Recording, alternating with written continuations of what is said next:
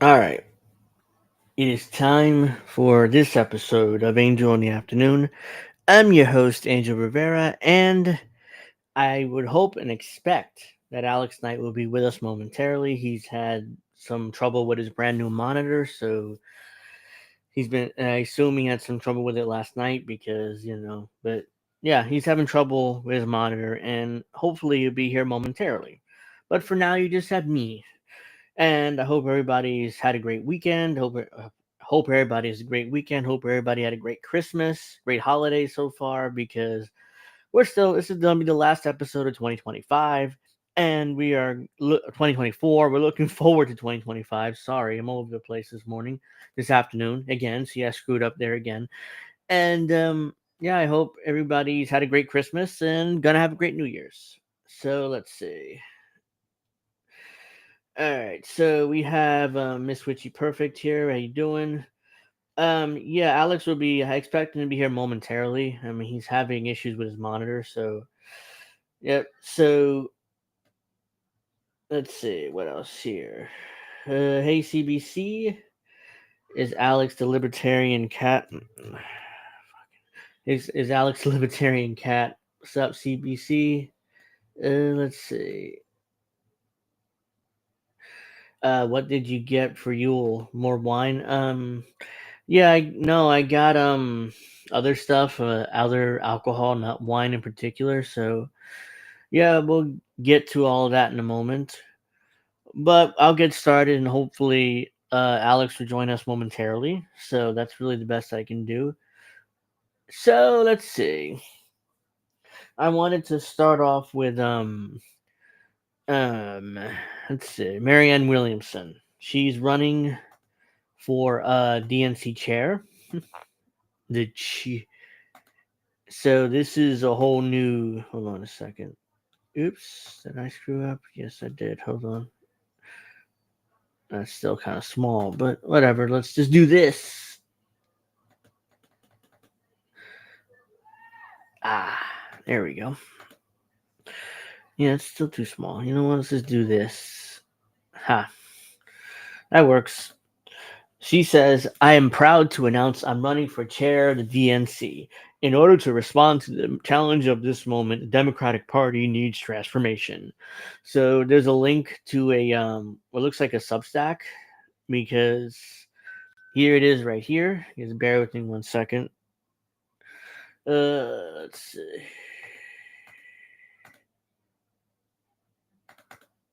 All right, let's just share this instead. So this is what that link links to. So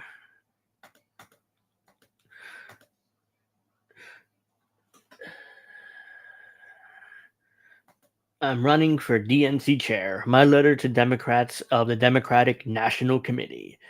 So this is, she's gotten 4 what is this, retweets or restack, that's what it's called, and 21 comments and 41 likes. Not much. Not much for who used to be a major presidential candidate.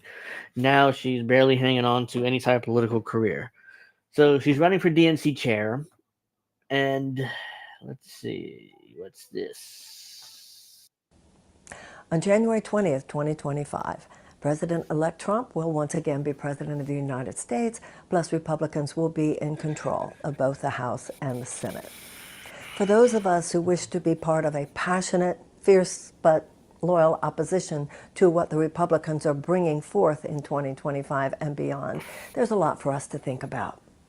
I feel that in order for the Democrats to rise like a phoenix from the ashes of our electoral defeat, we need to look at more than just the outer issues such as data analysis and field organizing and fundraising. We need to transform. In a way, we need to reinvent the Democratic Party in order to counter what MAGA is bringing to the table. There's a collective adrenaline rush in all of that. And we have to create our own massive psychological and emotional appeal for the American people. I understand why we lost it. I understand because I've traveled extensively throughout this country, and I've seen how much pain there is out there. I've been up close and personal with people who didn't have health care, who couldn't survive on just one job, who were so depressed about so many of the conditions in their lives that were, in fact, at least indirectly due to bad public policy. And too many of them didn't feel like the Democratic Party had their back. I get how people didn't know that.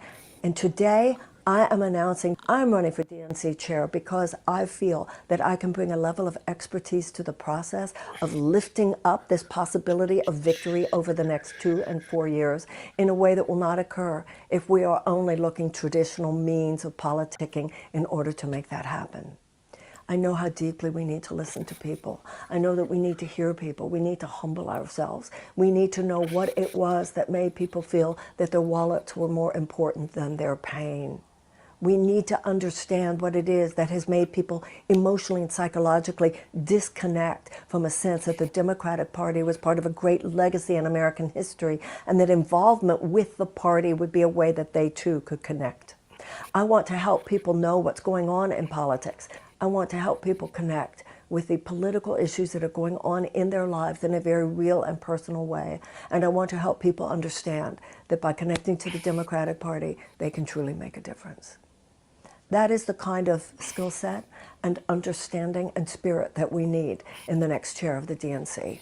That's why I'm running. That's why I feel that I can help transform the party, reinvent the party.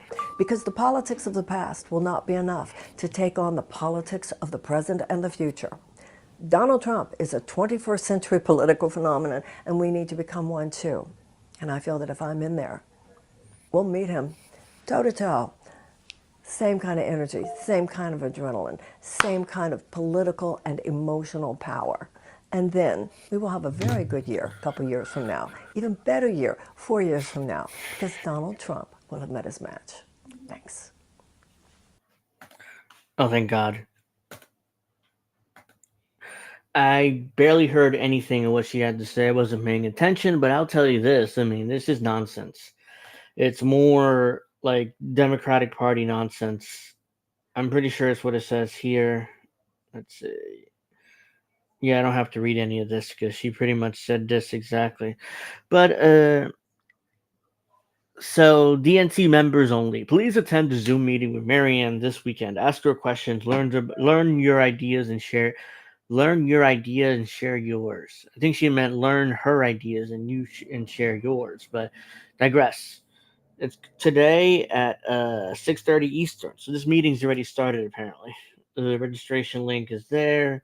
It's another meeting on Saturday tomorrow at 2 p.m. Eastern. Who cares? Another meeting Sunday at 6 p.m. Eastern again. Who cares? So you have 3 days. There's three different meetings at Marianne for the party. Try to figure, for her to convince the party members to vote for her for DNC chair. Let's see. So Bad Cookie says, Angel, you owe me 50,000 American dollars for therapy to throw to me after watching that." Yeah, good luck trying to collect. But I digress. I mean, let's see. So there's more nonsense. He's running for DNC chair. So yeah, no thanks. Anything coming from the Democrats ain't no good. New Year's new grift. No way. Williamson is not reliable. She's a Johnson Democrat. Johnson Democrat. Good God. Great to see you in the race. So we have a mixed bag here.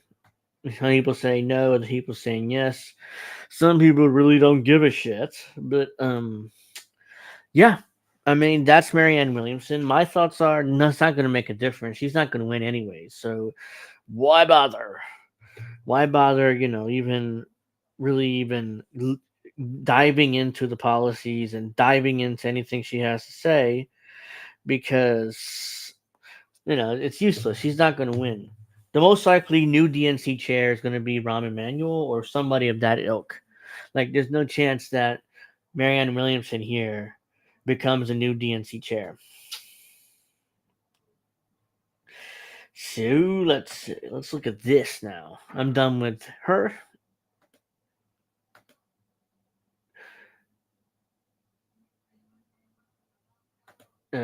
So Bad Cookie says, "No, Angel, she wrote that right. Learn your idea. She means tell you what to think, and the Dem Party sounds like she'll womansplain to you. I guess she meant to say that then." And I was wrong. So let's see. So is everybody, this is new numbers.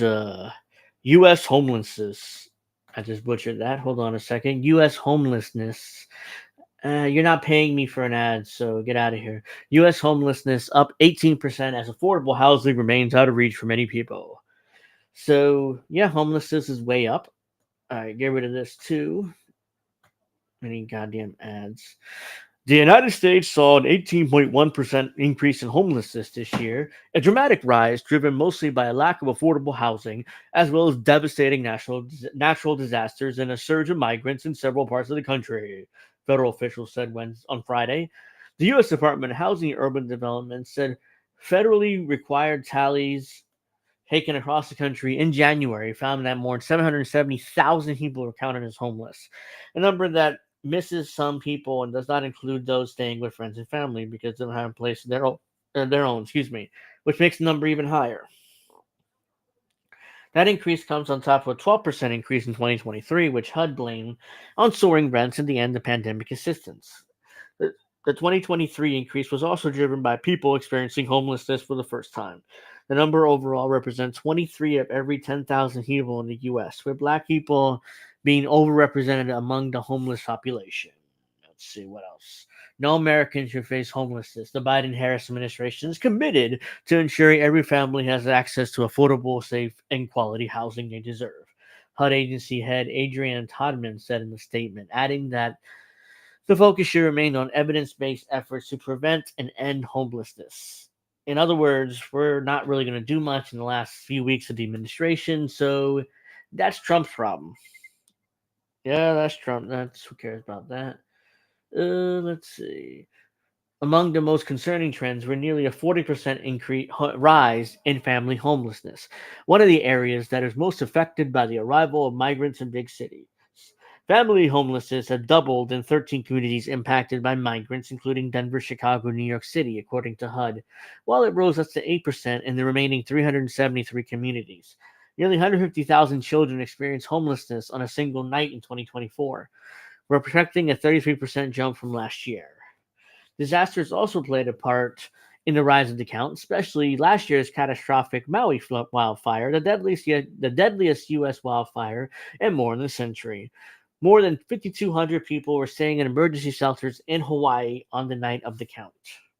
So the night of the fire, we have a bunch of people staying in emergency shelter, and still, just like North Carolina, excuse me, just like North Carolina, we still have most people in Maui without homes. So that hasn't changed much, and that probably won't change much either. So, yep, 100%. You will own nothing, be happy, and eat just bugs. Increased homelessness and the tragic yet predictable consequence of underinvesting in the resources and protections that help people find and maintain safe, affordable housing. Renee Williams, incoming interim CEO of the National Low Income Housing Coalition, said in the statement. As advocates, researchers, and people with lived experience have warned, the number of people experiencing homelessness continues to increase as more people struggle to afford sky high housing costs.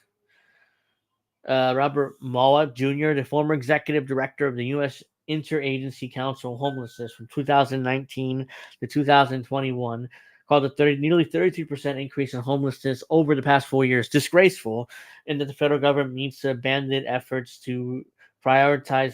Right, the federal government needs to abandon efforts to prioritize permanent housing.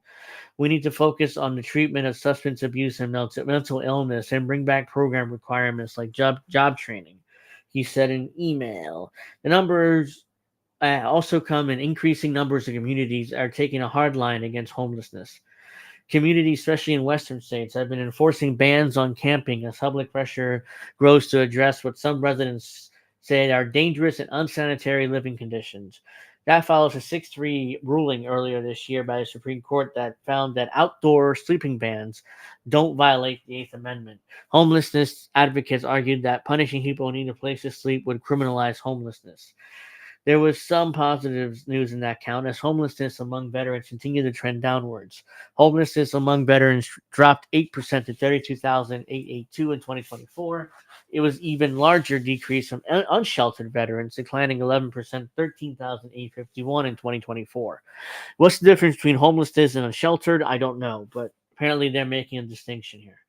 The reduction in veteran homelessness offers a clear roadmap for addressing homelessness on a larger scale, Ann Oliba, CEO of the National Alliance to End Homelessness, said in the statement. With bipartisan support, bullshit, that's not going to happen. Adequate funding and smart policy solutions, we can replicate success to reduce homelessness nationwide. Federal investments are critical in tackling the country's housing affordability crisis and ensuring every American has access to safe, stable housing. Let's see. Excuse me. Several large cities had success bringing down their homelessness numbers. Dallas, which worked to overhaul its homeless system, saw a 16% drop in numbers between 2022 and 2024. Los Angeles, which increased housing for the homeless, saw a drop of 5% in unsheltered homelessness since 2023. California, the most populous state in the U.S., continued to have the nation's largest homeless population, followed by New York, Washington, Florida, and Massachusetts. So yeah, there's a ton of homelessness here, and not much is going to change because nobody actually wants to do anything about it, even though everybody is pointing fingers at each other and virtue signaling. The sharp increase in homelessness population over the past 2 years contrasts with success that U.S. has been having for more than a decade. Going back to 2007 survey, the U.S. made steady progress for about a decade in reducing the homelessness population, as the government focused on particularly increasing investments to get veterans into housing. The number of homeless people dropped from about 637,000 in 2010 to 554,000 in 2017. The numbers ticked up to about 580,000 in 2020. The count held relatively steady over the next 2 years as Congress responded to the COVID-19 pandemic with emergency rental assistance, stimulus payments, aid to states and local governments, and a temporary eviction moratorium. Uh, this story has been updated to correct that the Supreme Court ruling found that the outdoor sleeping bans don't violate Eighth Amendment was this year, not last year. So blah blah blah. Yeah, I mean, same old crap. Uh, which he said the first thing they do is take our homes and make us criminals. Yep. And it looks like that's the whole point. I mean, they want to take our housing. So, all right. Hey, welcome. Hey, can you hear me? Second.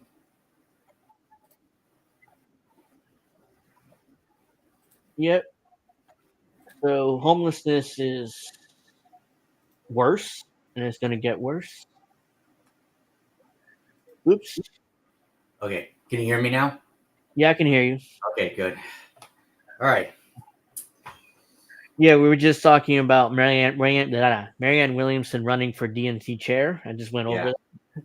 And also talking about homelessness and how it's up. And no one's going to do anything about it because there's people that have been homelessness experts for about 20-25 years, making six figures a year, and nothing changes. Nothing. So why? I mean, these people are supposed to be experts, but meanwhile, nope, nothing. No, Before going any further, let me just show you my other monitor, the G9 the Odyssey G9 to 32:9 monitor. Oh wow, Yeah. that looks cool. Yeah. Let's see. Harried hell days. Yeah, I mean the holidays are for a lot of people are hell, especially if you're homeless and you have no money to afford housing, let alone actually buying anything. So my Christmas was okay. I don't have much money right now to buy anything, but I had food. I had some nice presents too, so I appreciate that. Oh, this is interesting. So other than that, I mean, my Christmas was okay. It wasn't anything special. Let's see. Richie says, I saw your tweet, or you retweeting me that Glaber Torres signed with the Tigers. yeah, and real quick, that doesn't make any sense because he's trying to increase his value for next season, but Primerica Park is a pitcher's park, so Yeah. good The luck to Tigers him. made the postseason last year, so maybe it'll be good for him, possibly. Yeah, maybe. I mean, he plays well in the playoffs And last year. also, Teoscar Hernandez is staying with the Dodgers. Not surprising. He wanted to stay. Seemed like, which Mhm. he says they keep putting the money in their pockets. Yeah, I mean these homelessness experts make their six figures and they give their suggestions to the government, but it's the same bullshit that they always do. So it doesn't change anything. So it's kind of pointless. I mean, oh my God, this homelessness expert gives us hope that maybe we can at least limit homelessness. Nope. Of course not. Nothing changes. Homelessness goes up every year. People can afford housing, and it's just some bullshit. So yeah, nothing changes. So let's see. Now we have Trump urges Supreme Court to hit pause on a law that could ban TikTok in the U.S. as early as next month. The Supreme Court scheduled to hear arguments on the case on January 10th. The law is currently set to take effect January 18th, one day before President-elect Trump is sworn in. So, as we know, the TikTok ban was passed earlier this year, and it gave the company that owns TikTok a year to sell the company to an American-based company or American-based people. And the sale hasn't happened. They're kind of digging in their heels. So we'll see what happens because a lot of Gen Zers are not going to be happy if TikTok is banned because that's all they use. That's the main social media for Gen Zers right now. Or, yeah, Gen Zers, the younger people. All right. Why is this here? I don't care about that. All right. President-elect Donald Trump asked the Supreme Court Friday to pause implementation of a law that would ban TikTok in the U.S. starting January 19th if the app is not sold by its Chinese parent company.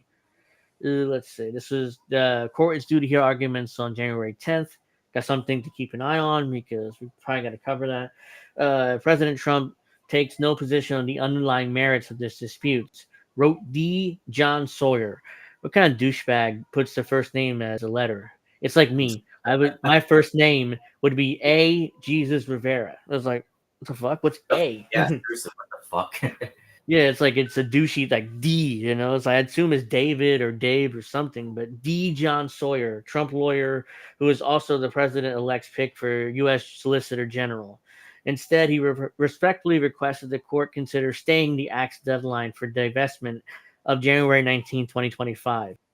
while it considers the merits of the case, thus permitting President Trump's incoming administration the opportunity to pursue a political resolution of the questions of the issue in the case. The law at the heart of the suit is protecting Americans from Foreign Adversary Controlled Applications Act, a bipartisan measure passed by Congress and subsequently signed into law by President Joe Biden in April. The law would require TikTok's Chinese owners, ByteDance, to sell the platform to an American company or face a ban. So, what about the First Amendment? Doesn't matter because, China, bad, I guess. I don't know. It's called China. yeah, the Protecting Americans from Foreign Adversary Controlled Applications Act. What a mouthful. But basically, like, oh yeah, only U.S. corporations are allowed to own the apps that Americans use, basically, or U.S. allies. Earlier this month, the court decided to hear the case and fast-tracked the schedule for a briefing and oral arguments. However, the court punted on TikTok's request to pause the implementation of the ban, leaving just 9 days after oral arguments for the issue an opinion or indefinitely block the law. Trump, who tried to ban TikTok in 2020, was blocked by the courts. Suggested on Friday the court's filing that he could negotiate a political resolution to the matter before the courts need to rule. Yeah, let's not forget Donald Trump tried to ban TikTok in 2020, but he tried to do it via executive order, which is why the court's like, oh, no, you can't do that. Oh, Joe Biden passed the law? Okay, yeah, now you can ban TikTok. It's basically all you had to do is pass the law, even though it violates First Amendment, but I digress. President Trump alone possesses the consummate deal-making expertise, the electoral mandate, and the political will to negotiate a resolution to save the platform while addressing the national security concerns expressed by the government, concerns which President Trump himself has acknowledged. Trump previously met with TikTok CEO Shu Zhi-Chu. I'm sorry if I mispronounced that, but it sounds like Shu Zhi-Chu in December, hours after the president-elect expressed he had a warm spot for the app. Or as Trump would put it, like, I met with Shochichu, Shoshi-Chu. I mean, if I butchered that, I'm sorry, but that's the best I can do. He had a warm spot for the app, a reversal from his opposition to it 4 years ago. The Justice Department and TikTok also submitted briefs in the case on Friday, mainly rehashing arguments they made before the U.S. Court of Appeals for the District of Columbia Circuit. That court upheld the law, concluding the government's national security justifications for banning the app, including concerns that the Chinese government could access data about Americans' users and manipulate content on the app, were legitimate. In other words, nope, it's not okay for the Chinese to manipulate American users and to have data about American users. Only the American government's allowed to do that. Chinese government officials have consistently rejected the argument that TikTok is a threat to U.S. national security.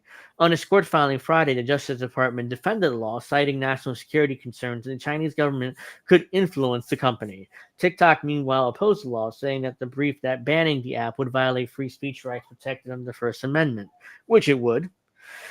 All right, so that's that.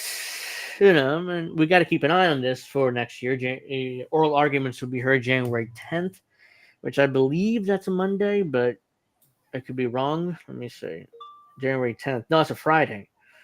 So that would be right when we go on air. The 19th would be on Sunday. So if there's no resolution, the app could be banned the day before Trump's inauguration on the 20th.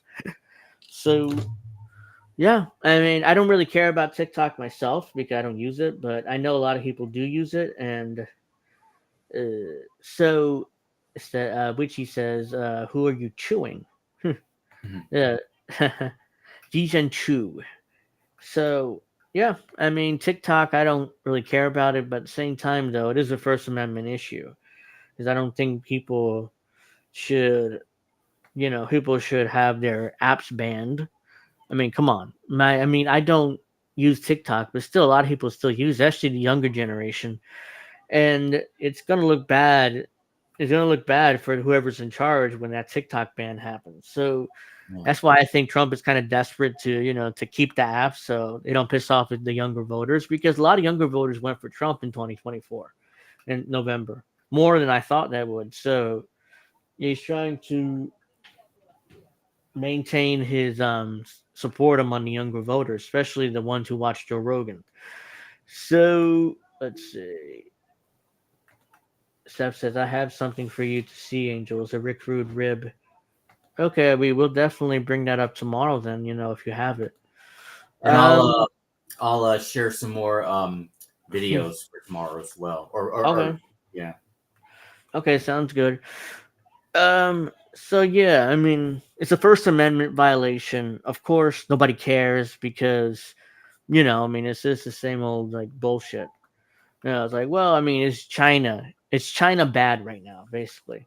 China, China, China. So hope that wasn't racist, but I'm gonna try not to even, ignore that part. Anyways, we have now. Let's get to the more important story here. One of our main stories tonight, which is I'm sure everybody's heard about the woman that was set on fire by an illegal immigrant on this past Sunday, I believe it was, because I was on X, and then all of a sudden I saw, and you saw everything on X. You saw, like, I'm sure you've seen these videos where the woman's there, standing there on fire, like fully engulfed, and there's two type of people there. There were at least 3 different police officers who walked by her and did nothing. Just looked at her, blatantly walked past her like, oh, she's on fire? Let me just keep walking this way because, don't want to actually do anything to help her. And there's about 10 people standing there recording her being burned to death and do nothing. Just stand there and just watch her being burned to death. Like, really? Is that what we're doing now? We're just going to stand there and do this and record ourselves like this, like, hey, she's on fire, right? No, I'm not going to do anything because I'm too busy recording. So hopefully somebody does something about it. Oh, nobody did anything about it and she died? Oh, well, it's just beyond outrageous to me that the police did nothing and citizens actually watched her burn to death, did nothing. So this is bullshit. I'm sorry. I mean, take off your coat, put it over her, stop the fire. She may have died. She might have probably died anyways. I'm not saying she would have survived, but come on. I mean, do something. Don't just sit there and stand there and just let her die and record it on top of that. It's just outrageous. This is my thoughts. I mean, now let's get to the actual article here. Get rid of that. Okay. Suspect in fatal New York subway burning and indicted on charges of murder and arson. Deletion and arson. Whatever. Okay, here we go. Is this a video that I can see? Let me see. And it won't load. Yep. A good deal shouldn't make you choose. That's why Subway just dropped the price on all their subs. 20% off any sub, any size. Wait, Subway We forgot to install AdBlock Plus. 20% off any sub, any size? Yeah, you're not paying me for this. For a limited time, get 20% off any foot. You're not paying me for this, so you're not getting an ad. But yeah, I don't have ad blocker still. Yeah. Remember to get it. Remember to install it for the. Yeah. 30 this morning, when our person of interest and the course just these assholes aren't paying me, so also was found. Why'd it go back down? It was just before 7:30 this morning when our person of interest and the victim were both riding an F train to the end of the line at Stillwell Avenue in Brooklyn. As the train pulled into the station, the suspect calmly walked up to the victim, who was in a seated position at the end of a subway car. The suspect used what we believe to be a lighter to ignite. Natalie says it's like people are so desensitized. They literally everything is a show. It's exactly what it is. People are so desensitized that they just look at a woman on fire like, oh, let me record it, not actually do anything. And but who's more guilty to me is the cops. I saw at least 3 different cops walk by her and do nothing and just let her die. Look, it's not the citizens' job to actually do stuff, to be fair. I'm not, I may be maligning them unfairly, but ultimately, if I'm there, I'm going to take off my coat and put it over her at the very least. I mean, that's what I would do, though. To ignite the victim's clothing, which became fully engulfed in a matter of seconds. Officers who were on patrol on an upper level of that station smelled and saw smoke and went to investigate. What they saw was a person standing inside the train car, fully engulfed in flames. With the help of an MTA employee and a fire extinguisher, the flames were put out. Unfortunately, it was too late, and the victim was... It took an MTA employee, which is the people that handle the trains and stuff in the public busing in New York, and somebody else to the extinguisher to take it to finally, get rid of that fire. There were 3 different cops who walked past her and did nothing. Like NYPD, like you shouldn't, they should have done something. They're the cops. They should. Was pronounced on the scene. Unbeknownst to the officers who responded, the suspect had stayed on the scene and was seated on a bench on the platform just outside the train car. And the body-worn cameras on the responding officers produced a very clear, detailed look at the killer. After the NYPD disseminated those images, 3 high school-age New Yorkers called 911 to say that they recognized the suspect. Other transit officers responded to that 911 call and also spotted the man wearing the same gray hoodie, distinct wool hat, paint-splattered pants, and tan boots, already on another moving train. What's worse is that the cops actually saw this guy just sitting there and did nothing to, stop him or anything. They just, they took their body cams caught him just sitting there, but it did nothing. Nobody apparently knew him. They just let him go, and he walked out of the train station. Wow. Police radioed ahead to have the train stopped. Then, Transit District 2 officers boarded the stopped train and walked from car to car until they located and arrested the person of interest without further incident. The person of interest also was found with a lighter in his pocket. Yeah, not that bright. My man had continued. He just kept the lighter too. Come on, dude. Yeah, he just kept the lighter. Not that bright. I'm sorry. It's like, oh yeah, let me set this woman on fire, and I'll keep the murder weapon. The man accused of setting a fire to a woman who was asleep in the New York City subway has been indicted on charges of murder, first and second degree arson, according to Brooklyn District Attorney Eric Gonzalez. Sebastian Zapeta Khalili was not present at a brief court hearing on Friday where the judge moved the case to the King County Supreme Court. He is scheduled for January 7th. Zapata Khalili, 33, is accused of setting fire to an unidentified woman who was asleep on the F train approaching the Stillwell Avenue station in Brooklyn early Sunday morning. Zapata Khalili allegedly indicted her clothes and fanned the flames with the shirt as the fire engulfed her, according to police testimony and a complaint filed in Brooklyn criminal court. Yeah, I saw that too, where the guy is just doing like this, like fanning the flames. Like somehow, they set her on fire and just started fanning the flames. And by the way, as of now, we still don't know the name of this woman. So as of now, to this day, she's still unidentified. So we don't know who she is. And it's too bad we would like to use her name, but as of now, she's still a Jane Doe. So these are significant counts. Murder in the first degree carries possibility of life without parole. Is the most serious statute in New York State. And my office is very confident about the evidence in the case to hold Zapata accountable for his death, Gonzalez said. CNN has reached out to Andrew Freeman, an attorney representing Zapata Khalili, for comment. The New York City's Office of the Medical Examiner classifies his death as homicide, attributing it to thermal injuries and smoke inhalation. The victim is also believed to have been homeless, which is making identification. What the fuck?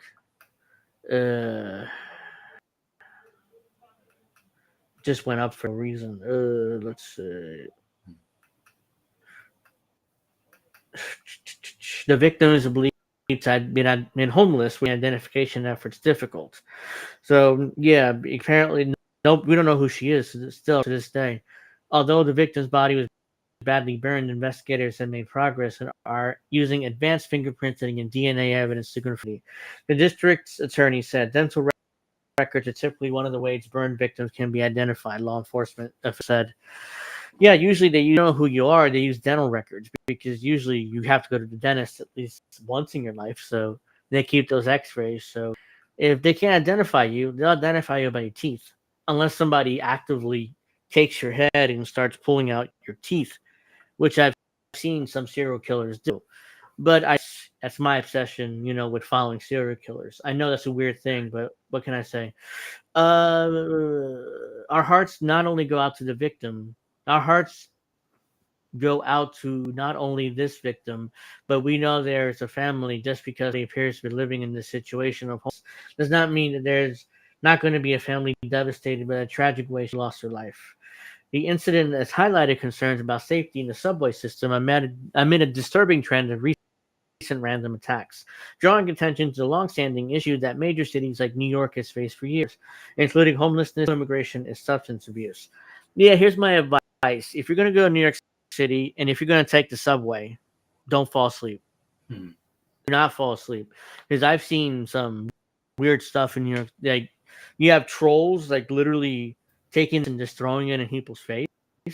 You have people who shit. They take their shit and throw it in people because they're asleep. So yeah, don't do that. Just keep one eye if you're going to, be traveling on the subway in New York. That's why I don't fall asleep. Hell, I stopped taking the subway pretty much. On the rare occasions I go into New York City. But let's see. A vigil was held Thursday night at the Stillwell Avenue station to honor the victim. Her life mattered, and we believe that we can do something and that dissipate. That's the power of prayer. Reverend Kevin McCall, the founder of Crisis Action Center, told the outlet. Friday's court hearing follows Zapata Khalili's arraignment Tuesday on charges of first and second degree murder and arson. He did not enter a plea. During the initial court appearance, Zapata Khalili claimed to have no knowledge of the incident, noting his alcohol consumption. He did, however, identify himself in photos related to the attack, said Assistant District Attorney Ari Rottenberg. So his defense was, "Hey man, I was too drunk. What do you want? I don't know what I did." Well, that's not a defense, unfortunately, but that's his defense now, that he was too drunk and he don't remember doing it. Zapata Khalili hospitalized on Monday night, which postponed his arraignment by several hours, said Helen Peterson, Brooklyn District Attorney's Office of Deputy Director of Communications. Geez, that's a so let's see. If they actually cared, that woman would be homeless. 100% true. If I wake up, if someone is setting me, I would wake up if someone said, yeah, you would figure, but unless this poor woman was on some sort of drugs, then I think that would have delayed her reaction period. Yeah, her life matters so much that she was homeless, now unidentifiable. Yeah, that's the problem. We know what she is, so there's something.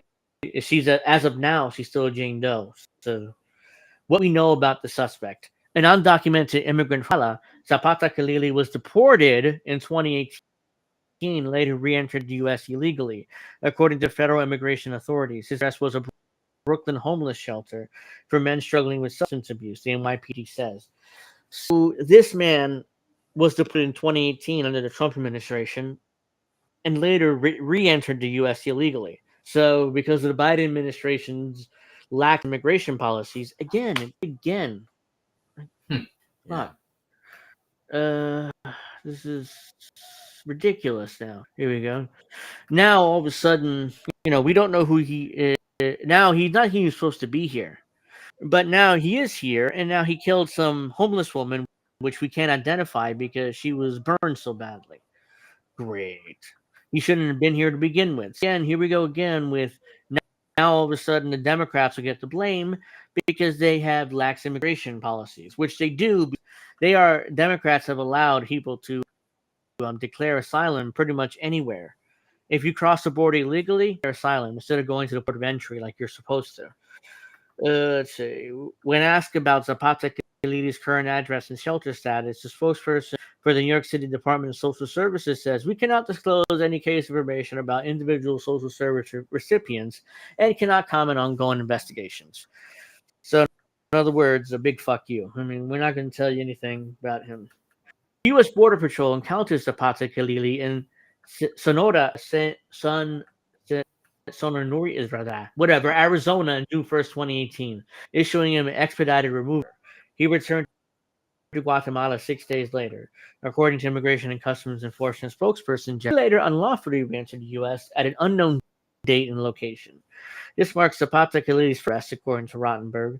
This is a country of immigrants, New York City Mayor Eric Adams said on Fox 5 New York. But those who violate the pursuits, we need to immediately remove them from our country. Muslim is senseless act of violence. Yeah, this goes on and on and on.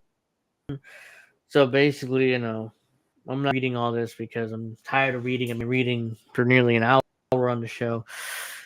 So, yeah, this same bullshit. Nothing gets done. Poor woman not only gets burned to death, but now we can't identify who the hell she is. So this is great. Now he's charged with murder of a Jane Doe. Maybe one day they'll identify her and maybe give her a name instead of having to bury her unidentified. So there you go. Let's see. So we have this as well. If you cared about immigrants, you wouldn't bring them here in the first place and would stop screwing with their countries. Yep. Let's see. I have yet to know any drunks who get so drunk they set people on fire. Yeah, I mean, usually if you get that drunk, you just black out. Like you wouldn't, like literally just set anybody on fire. But let's go to this article real quick, and then because it's just it's beyond outrageous. Let's see.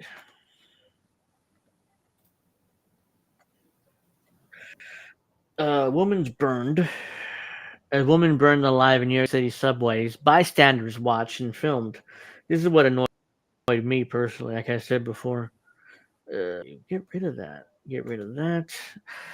New Yorkers have long been haunted by the story of Kitty Genovese, a 28-year-old bartender who was raped and stabbed outside her apartment in Queens in 1964. I remember this. I wasn't alive then, but I remember hearing about this case. Basically, what happened was a woman's coming home in New York City from her apartment, and some guy grabbed her and just assaulted her right in the middle of the complex. There were like witnesses. They all saw her go through this, but nobody called the police. Nobody did anything, and she died. And did anything. It's very similar. When I saw this case, I remember this case in particular. And even then, that was like, okay, so at least I understand not doing anything because most likely the guy was armed, but at least call the police and get them out there. Come. They said they just stood there and did nothing while this poor girl was murdered, basically. The most harrowing part of that story came 2 weeks after the murder. The New York Times published an article that claimed that 36 witnesses saw or heard the attack, which lasted more than half an hour, but no one, a part of Genovese's neighbor, called the police or came to her aid.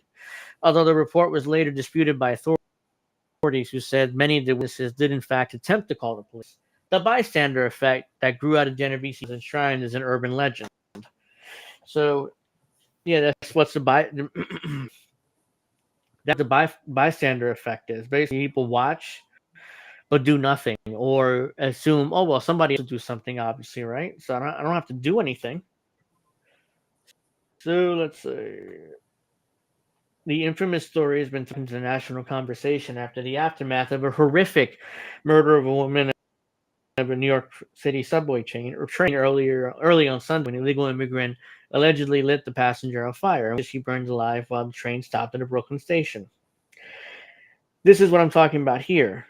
This is censored, so I don't think it's. And this is one of the cops who walked by and just looked at her and did nothing. So I'm wondering who this cop is and whether he'll have any consequences against him. A still image from a video that captured a woman ablaze in New York City. An unidentified police officer appears to be walking by without rendering aid. That's not the only one. There's at least one officers who walked by her and did nothing. In addition to the alleged killer, video of the horrifying incident shows bystanders and at least one ununiformed NYPD officer appearing to casually walk by or mill about rather than render aid to the fully engulfed victim. Gerald Posner, the journalist and author known for investigation in JFK assassination, called the stomach-wrenching videos and a digital Kitty Genovese in a social media post. That's what it is. I mean, it's like the same thing all over again. I could imagine you didn't want to be the person who rush in and try to help them because you're afraid that you're going to catch fire. You don't know what's going on. I get that, but the idea of then not running and get the cops, and opposed to just sort of looking out the phone and filming, it did make me think back to that 1964 murder. Around 7:30 a.m. on a Saturday morning, a woman who's yet to be identified by officials was lit on fire as the F train she was riding pulled into the Stillwell Avenue station at the end of the line. NYPD Commissioner Jessica Tisch said that the victim became fully engulfed in a matter of seconds. After a man calmly walked to the woman and used a lighter to light her clothes. Videos of the incident spread nearly as fast on social media. The victim is seen as standing motionless against the subway door as bystanders watched, some filming her with their phones. Meanwhile, a man who was later identified as a suspect approaches the woman with a garment. Instead of using it to smother the fire, fans the flames with the cloth. That's the guy right there. He's finally got arrested.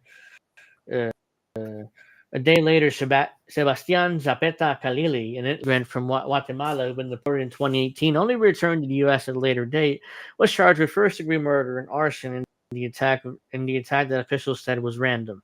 When asked for comment about the officer who was captured on camera walking by the woman on fire rather than coming to her aid, the NYPD referred Newsweek to the department Monday press conference. At that briefing, Joseph Gulieta, the NYPD chief of transit, pushed back on questions on whether the unidentified officer had responded appropriately, saying he did his job perfectly as his fellow officers went and got transit workers, got the fire extinguishers, and eventually were able to extinguish the individual. Are you kidding me? Why didn't he take off his jacket and then ask one of the citizens to go get a fire extinguisher? That's what he should have done. Like, why is he calmly looked at her, walked by, like nonchalantly, like, oh yeah, woman on fire. Okay, let me nonchalantly walk to MTA, to somebody who works at the MTA to get a fire extinguisher. Nonchalantly, like he did. It's like, oh, random woman on fire. I've seen worse in the New York subway. It seemed like his attitude, like just outrageous. I went to and spoke to these officers, and I'll say this: they responded. They were responding, not just that one officer to this heinous crime. Julieta said what the officers saw and what they had to deal with in trying to get fire extinguishers. I commend that one officer who stayed there and made sure he kept the crime the way it's supposed to be. He made sure he kept an eye on what was going on, but he did nothing. He stood there. He did nothing. What? He gonna just watch her burn to death and he did nothing? Take off that jacket and put it over her. It's not that complicated. I mean, I'm not asking him to put his life on the line, but ridiculous. Even Posner wonder why they refer to blah, blah. This is pretty much the same. In response to the post on X, others drew similar parallels between Sunday's incident and the murder, specifically the image of the police officer who did little to stifle the flames. Seeing an actual video footage, no one doing anything, including two NYPD officers as a woman burning alive, is disturbing. Oh, it was very disturbing. That's what when I saw the uncensored video, and what the hell is anybody doing? Do something. Cops walked by her in a fire. People watching refused to intervene. I've witnessed in my life. This is by far one of the most horrifying things I've ever seen. Not because it was graphic, because it was like no big deal to everybody watching it. Yeah, that was the thing. Everybody just nonchalantly stood there, either filmed it or just walked by like, oh, woman on fire? On fire? Okay. Let's just either film it or just walk away like nothing ever happened. So, it's beyond outrageous. After seeing a dozen videos of these people doing nothing to help that woman on the train on fire, it looks like a little change from 60 years ago. Except now I think it's worse, since the first instinct of so many people to make sure they're recording it. Yeah, need the social media views, need the likes, need the retweets. There's a lot of people attitude now. They want to become social media famous instead of doing what's right. Posner, who acknowledged that he does not know what he would do if we were put in a similar situation, asked if the incident might be a watershed moment for society dealing with interwinning issues of crime, disorder, and apathy. Not everyone's going to be the hero, I get it, but there has to be something better than just having the person recording it and playing out in front of you. In his original X post, Posner argued that the only difference today with the Genovese murder is that bystanders on Sunday's incident had phones to document the horrific scene. And by filming, he said those bystanders help document why I think sometimes we as human are failed species. Yeah, I mean, this is not the first time this has happened. People just sit there and do nothing. So let's see. The illegals are not my enemies. The rich are. Let's see. They didn't want the police in their neighborhoods. They don't want the police to mess with them because the cops work for the rich. Let's see. Anything else I missed? Nope. Let's go. Let's go. I agree. Let's go. Please like and subscribe if you haven't already. Uh, let's see. All right. So let's get. Oh yes, perfect timing. Another hour left, and I figured we would get to this.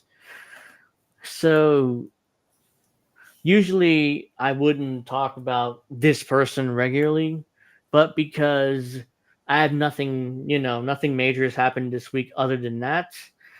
So I figured, why not talk about more of our local Kyle Kulinski?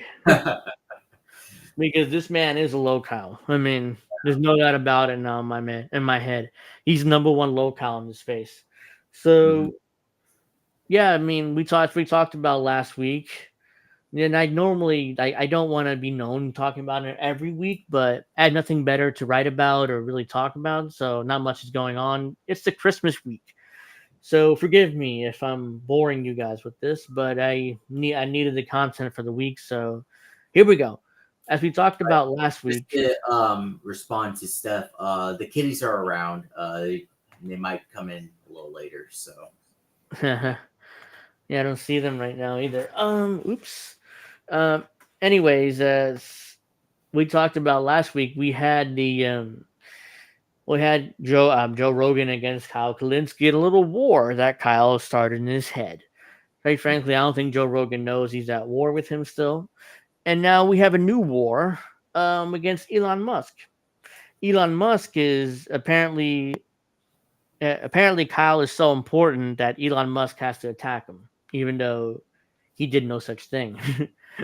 Because if you heard about it, I don't know if you heard about it or not, but on earlier this week, we talked about it briefly last week, where Kyle sent out a tweet saying that $150 million in children cancer research funding was taken out of the bill. And it turned out later that it was already passed by Republicans. It's just that it needed Senate approval.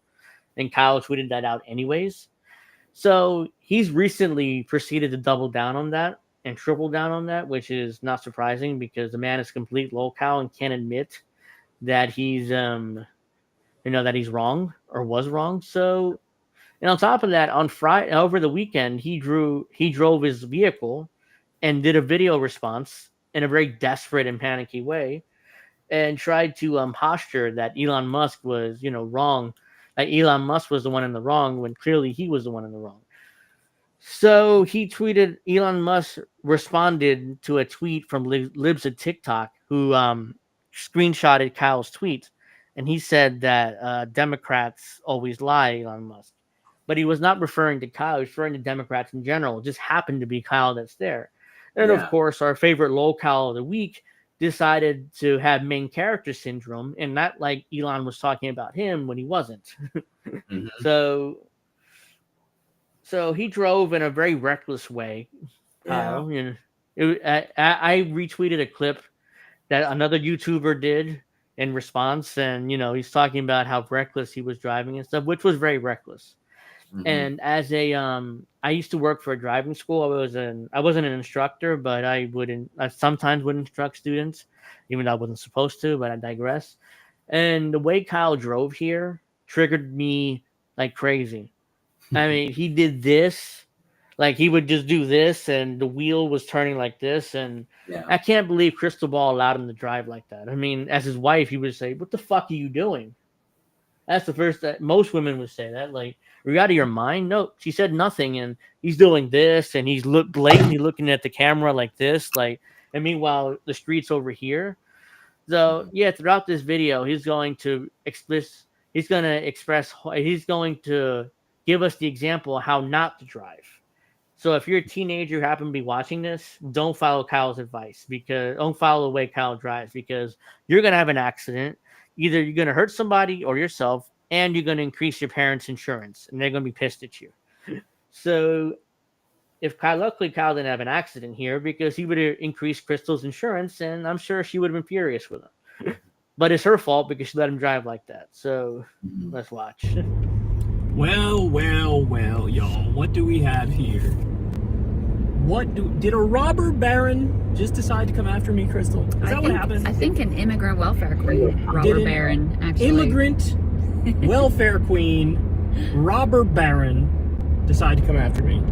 Your lovely husband. That is my understanding of the situation. Oh, it's so cringe. The video's not playing well. It's still lagging. Oh, come on, man. Fuck, it's lagging. I don't know why it's lagging. I may have to hold on. I don't know, lower the quality, because I don't give a shit. I just want this to play properly. Situation. Maybe I reload it. Oh, let me reload it too. Probably loading it. Yeah. Well. We have here. Did a robber baron just decide to come after me, Crystal? Understanding of the situation. Elon, you know you done fucked up, right? You know what? Main character syndrome. He wasn't talking about you. Something about Democrats in general. He's like, you fucked up, right? It's like, what? He doesn't know who you are, dude. He saw random Democrat tweeting, and he said Democrats always lie. He's like, oh yeah, I'm gonna look. Oh shit, Kyle Kulinski tweeted. Okay, let me say that he's a liar. No, he saw libs of TikTok tweeting about a Democrat who was lying, so he just said Democrats always lie. Instead, here comes Kyle with his main character syndrome, acting like acting like Elon Musk knew him when he clearly didn't. You know you done fucked up. You're supposed to pretend like people like me don't exist. All you're gonna do is boost my name, you fool. He doesn't know who you are, dude. Like, he doesn't know who you are. Why would you do this to yourself? Why would you do this to yourself? What? Wait, it's starting to play. It's starting to play better. Keep playing. Oh, okay. Yeah, all right. So the reason he came after me is because I tweeted what we in the business like to call a fact. No, it was a lie. But let's just keep. There was $190 million that was allocated in that first bill to go to children's cancer research. Elon and Vivek went on a tweet storm, and they killed that bill. Then a new bill came back up. What the hell was that? Hold on, did he just bump? Storm, and they killed that bill. Then a new bill came back up. That was a bump. I guess Crystal's camera did that, and it's like, I'm like, they didn't kill that bill. What the fuck is he talking about? They're not in office yet. It's a bill, there was a continuing resolution that had all this pork in it, all this pork barrel spending, and Elon Musk and Rivera came out against it. So they killed the bill, apparently, because Republicans voted against it. And they took out all that pork, including this $195 million for children cancer research. And then, it's somehow Elon Musk's fault, even though they're not really in charge. It's just loudmouth on Twitter. That was the Republicans in Congress who killed it. But somehow that's Elon Musk's fault. And Elon Musk responding to libs of TikTok is somehow responding to him. And that makes Kyle the main character in this, even though he's not. He's just barely a secondary character in this drama.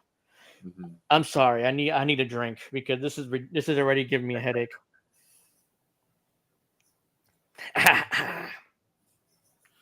And keep going.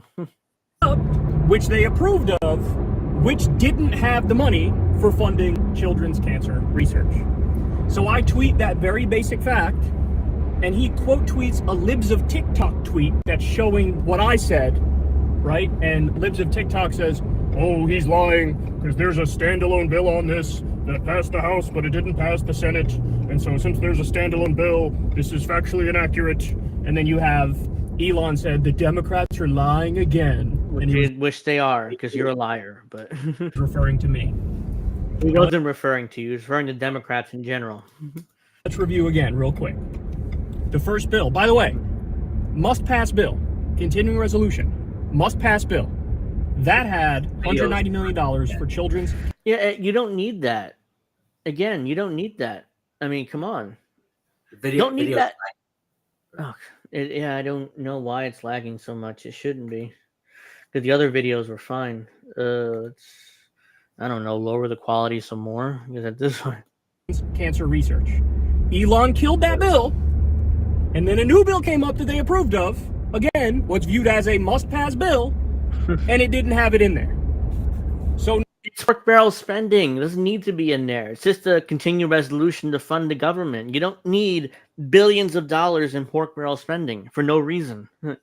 Because we don't have the money. I mean, allegedly, we don't have the money for anything. And somehow we have billions of dollars for all this cancer research, which is not going to do anything anyways, because it's going to go in the pockets of the lead head people run these charities.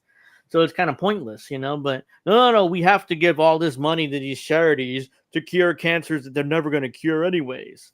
Even though a lot of countries like Cuba recently came out with cures, like vaccines to cure all these cancers and stuff. We can't do it, but they can, even though we spend tens of billions of dollars on research, which is why I know the research part is bullshit, because there's already like cures for cancers in Latin America in particular. So yeah, but I digress. So not only did he kill that, see, this is why he fucked up, because he brings this up. Yeah, he didn't fuck up. You're the one is having main character syndrome here. And he's not even telling you the rest of the story. The rest of the story is... Oh my God. What's he going to do What now? was in that... He's doing this with his phone. Yeah. He's looking down while driving. Like, he's driving, he's looking down. Blatantly. Like, that's not how you drive. First of all, it's highly illegal. Like, you cannot have your phone out while driving like that. Original bill that Elon killed? A crackdown on PBMs. That, of course... Now he's reading his talking points. So let's just let him read his talking points. Would have lowered drug prices. So he killed a provision trying to get you higher drug prices. That's what Elon did. A crackdown on U.S. investment in China. By the way, that's like the crux of why he killed this bill, right, Crystal? Yeah. That he makes a lot of money from China. He's Well, got business in China. It was a specific... China. So Elon Musk has a lot of money invested in China, which is why he killed the bill. Even though he didn't kill the bill, it's Republicans who killed the bill. But yeah, let's just blame Elon Musk for reasons, I guess. I don't know. Specifically a limit on high-tech investment in China. Apparently he's planning some like Tesla... He's looking down on his phone, and he has his vape in his hand while driving. AI thing in China that this would have stood in his way. So got that out of the way. The original bill also had funding to treat sickle cell. He killed that. So what? Honestly, so what? That shouldn't be in the continuing resolution. That's pork barrel spending. It's not going to do anything. No. I mean, it just drives me crazy. These people, like, well, it had funding to treat sickle cell anemia, or I think that's what it's called. I was like, so what? I mean, it's not going to do anything. Yeah, it's just money that gets funded to the rich people who run these charities. It's a scam. Funding for breast cancer early detection, he killed that. Down syndrome research funding, he killed that. Consumer protection for junk fees, as it pertains to hotels, I believe in this instance, Yeah. he killed that. And then, like I pointed out, the child cancer research funding. So that's what happened. That's what happened. There's no ifs, ands, or buts about it, right? The other standalone bill that they're talking about, that, oh, well, there was a separate bill, it was a standalone bill, and it got through, one part of Congress, but not the other. Well, that's what happened. It's the truth, and you lied about it. You got community noted, and you got humiliated. And now you're doing this video posturing like you got it right when you didn't. But that's not up for a vote right now. But it was. What's that? What kind of excuse is that? Like, oh, well, that's not up for a vote right now. But it already passed. And all the Senate has to do is pass it, and Biden will sign into law, and these children researcher centers will get their money. But no, it's like you're trying to blame Elon Musk for something that already passed when it should have been in the bill to begin with. It's tortured logic here. Just tortured logic. So you would have had the children's cancer research funding go through if Elon didn't kill this first bill. And then, by the way, if he's so offended by this, okay, why don't I see you and Vivek Ramaswamy and all of these MAGA accounts furiously tweeting to say, whoa, what the hell? Put the funding... Look at that. You see that? And all of these MAGA accounts furiously tweeting to say, whoa, Look what at the... that. He just does Yeah, exactly. He just does this blatantly while driving, and the wheel's kind of doing this. Allegedly, some people in his audience were defending him by saying, "Well, he's driving with his knees." I'm like, "That's not what you're supposed to do." His knees, he's controlling the steering wheel with his knees. Oh my god! It's like blatantly, like this triggers me because I worked at a driving school. I taught kids how to drive for a while, like young people. And that's the last thing I would tell them to do. Oh, yeah, by the way, you can take your hands off the wheel and you can drive with your knees. Keep the wheel steady with your knees. That's not what you're supposed to do. He can get in trouble legally with this video if the police see it in his wherever he's living now. So, I mean, he outed himself here a little bit. Oh, what the hell? Put the funding for the children's cancer research back into this bill. That's right. Put it back into this bill. They're not doing that. And in fact, what they are doing is lying about the whole situation. No, you're lying about this whole situation. But as I said, he fucked up. Because all you're doing is signal boosting me, a guy who's giving everybody information. You're not the main character in this. You have having main character syndrome, acting like you're the main character in the story when you're not. You weren't even mentioned. Libs of TikTok mentioned you. You should be mad at her, not Elon Musk. He has nothing to do with this. He just said Democrats always lie, whatever the hell he said. He didn't say Kyle Kulinski always lies. If he says that, that's different. I mean, then you're the main character and you can make this video and grandstand, but you're not the main character in this. Oops. So you done fucked up, bro. You done fucked up. No, you done fucked up. Yeah, he didn't fucked up. You did. And he's posturing like Elon Musk was the one who fucked up. You're supposed to signal boost people like me. I'm supposed to be on the fringes, out in the corner. You're not in the fringes. You're in the establishment, basically. Yeah. You're Democrat Party media. Like, you're not in the fringes, like me, or like INN, or RBN, or Do Dissidents, or Kit in Harlan's Media. That's anti-establishment. That's post-duopoly. You are partisan media at this point, partisan Democrat media. And that's fine. Just be honest about it. Don't pretend like you're some kind of outsider, because you're not. Telling the truth with 17 people. You're not telling the truth. You're a liar. Attention to what I say. You just made it so that 17,000 people are going to pay attention to what I say. So I appreciate you. Yeah, and they're all laughing at you because you're a big lol cow. Very much for that. By the way, keep doing it. Even your own wife is laughing at you, dude. Keep quote tweeting my shit or having my shit that pops up on your time. Yeah, he's not going to quote you anymore, Kyle. He quote tweeted Libs to TikTok. Come on, you're only going to make me bigger, bitch. Because no, you're not, because he's not going to quote tweet you again. Telling people the truth. And I don't even want them to take my... Look at how panicked he is. And again, he's looking at the camera like this instead of looking in front of him. I mean, he's panicked. I've never seen him so panicked in my life. It's like, oh shit, Elon Musk quote tweeted a tweet that I was involved in, and everybody's dunking on me and making fun of me like the low cow I am. Holy shit, let me make this video. I mean, let me posture and act like Elon Musk, is this is his fault, and he's the one that's embarrassing himself. Don't take my word for it. Don't take my word for it. Go read about it yourself and see what happens. Yeah, the timeline. Here's the thing. In the community notes, there's a link showing that bill was passed in March. So you don't really you can just click on that link and it's like, oh yeah, Kyle was lying and he is wrong. You don't have to really do research yourself. It's right there in the community notes. Embarrassing. Timeline of events, and you'll know for sure that I'm telling the truth and he's lying about it. No, you're not. You're lying. The community notes thing, too, is such bullshit because nothing you said was incorrect at all. Yeah, no, it's such bullshit, guys, because I'm Crystal Ball and I used to work in corporate media and I'm an authoritative source, guys. I mean, my husband is 100% right. The money was in the bill. Elon blew up the bill. Now the money is not in the bill. He didn't blow up the bill. It was the Republicans who ultimately killed that bill. It wasn't Elon Musk. Like, he has all this power all of a sudden. Like he's Thanos or Lex Luthor or somebody or Iron Man, let's say, because he I'm sure he would imagine himself more as Iron Man than Lex Luthor. But like, he has all this power and he killed this bill. Ridiculous. Like, that's what you said. And so the fact that you could like append a community note to that, everything you said is 100% accurate. I would bet you. Bullshit. He personally note to that. Now Kyle has conspiracy theory, which is ridiculous, but let's see. Everything you said is 100% accurate. I would bet you he personally intervened to get that done. Very my possible. tweet, Very my possible. tweet that had the fact in it went mega viral. No, it didn't. Only reason why I saw it because Libs and TikTok retweeted it, and I happened to see Elon Musk responding to it. That tweet did not go mega viral, and why would Elon Musk waste his time with? Oh shit! Let's have Twitter engineers put a community note there saying that Kyle lied.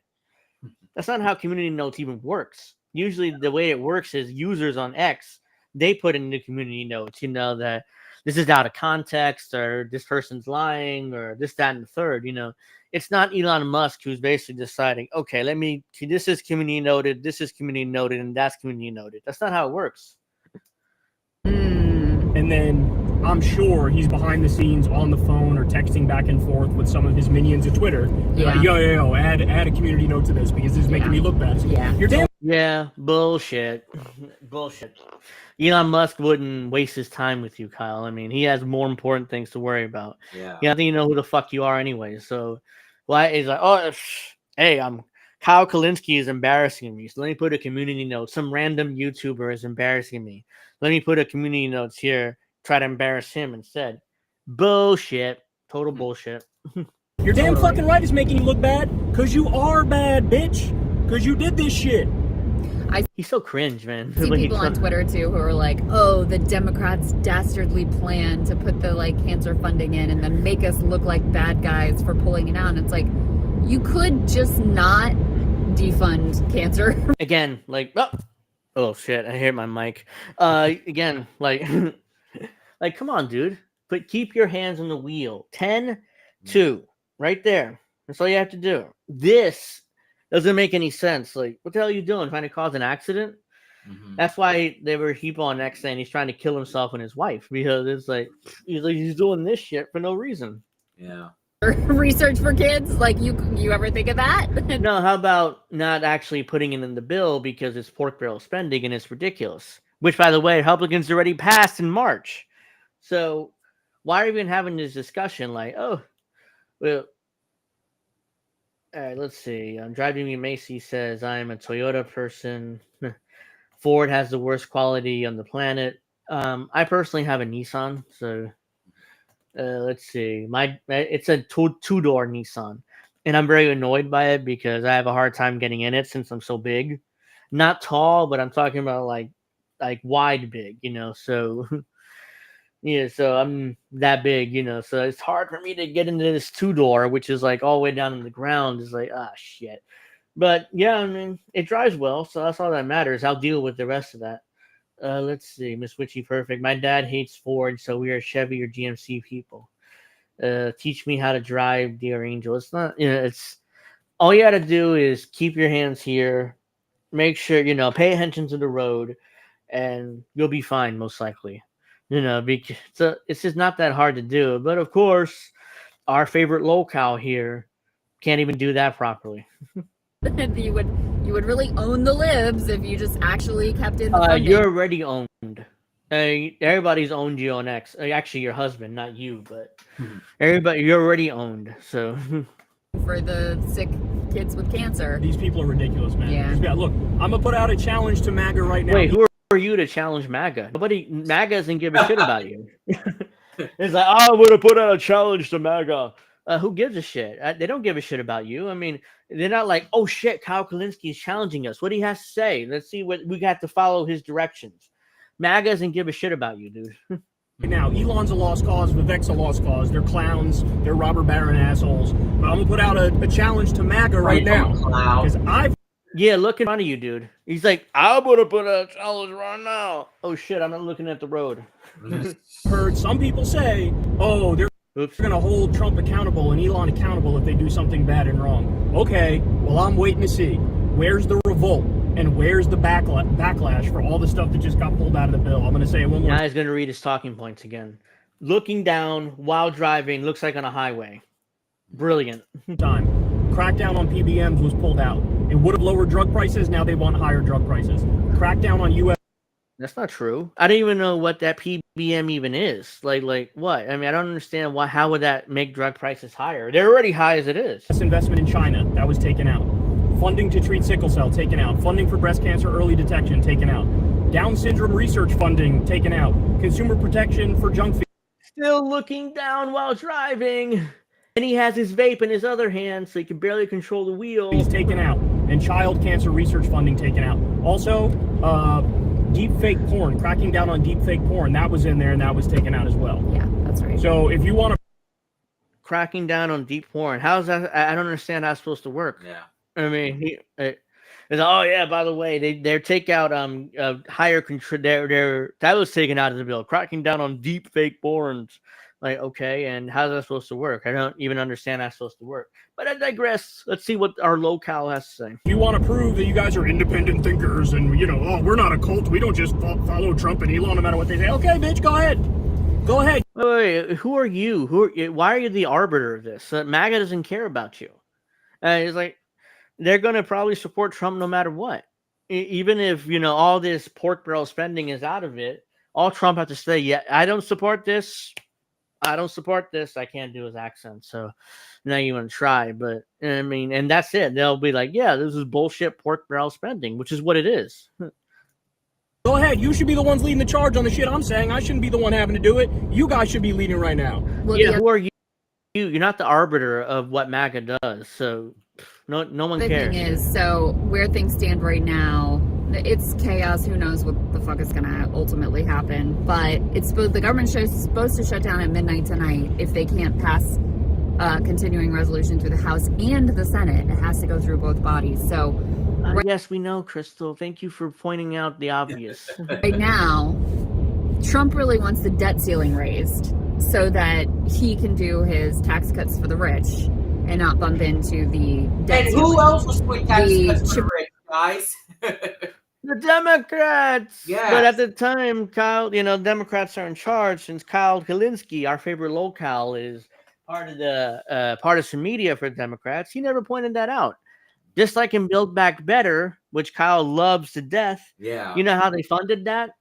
Tax increases for the poor and middle class. Mm-hmm. But he didn't say that at the time because it was inconvenient towards the narrative how great Build Back Better was. So, yeah. All the rich want the debt ceiling raised 100%. It's going to get raised no matter what because they have to be drama, just like with the continued resolution. There has to be 11th hour drama, and then it gets passed. Just like the debt ceiling is going to get passed in March or whenever it's up again. So this is all bullshit. It's all WWE professional wrestling. Chip Roy, Tea Party, debt hawk type people in the Republican caucus don't want to vote for any debt ceiling increase. So but they will in March. Why don't you tell them that, Crystal? Because this is all bullshit WWE shit. But they're just trying to this is drama for the sake of drama in Washington. Now what's being floated is that they would agree to a debt ceiling raise if there's a quote unquote handshake agreement to cut $2.5 trillion in mandatory spending. That's not going to happen. They're not going to cut $2.5 trillion in spending. There's a zero chance of that happening because that would include entitlements or social programs.